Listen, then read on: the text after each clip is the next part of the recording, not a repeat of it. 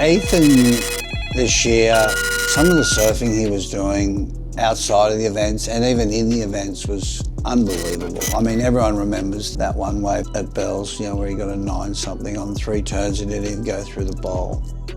What he was doing at the pool was unbelievable. So much went into that. Him and I went up to the pool with his brother and tested out surfboards and stuff like that.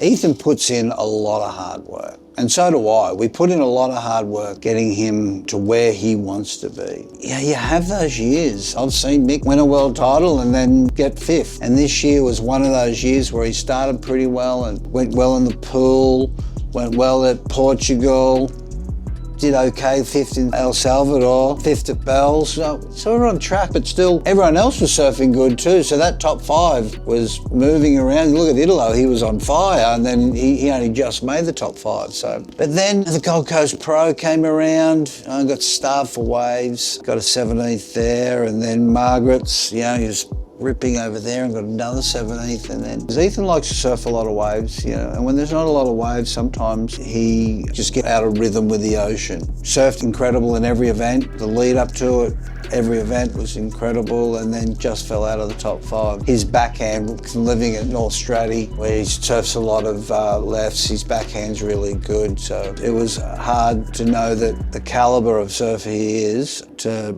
not get the results that we wanted this year, but there's always next year.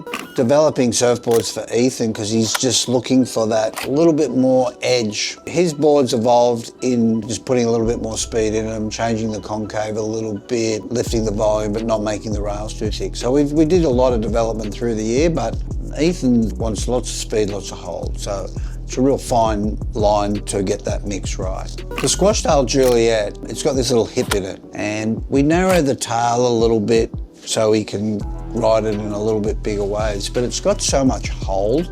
He would ride that up to 4 foot, depending on the wave. And then there was that transition, where do I go to a round tail? What he looks really good on is his 6'2" round tail. That's what he was riding at Bells, riding at Haleiwa. If he could ride the 6'2" round tail in those type of waves all the time, he'd call the cops. He's like, he's gonna get arrested for surfing too good.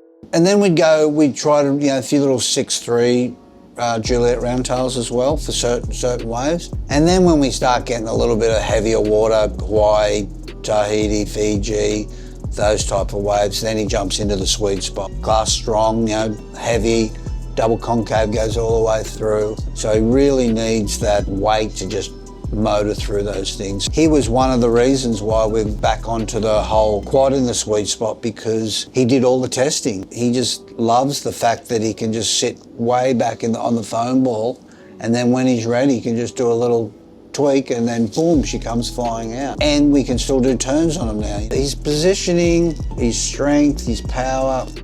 Yeah, he's my favourite surfer to watch.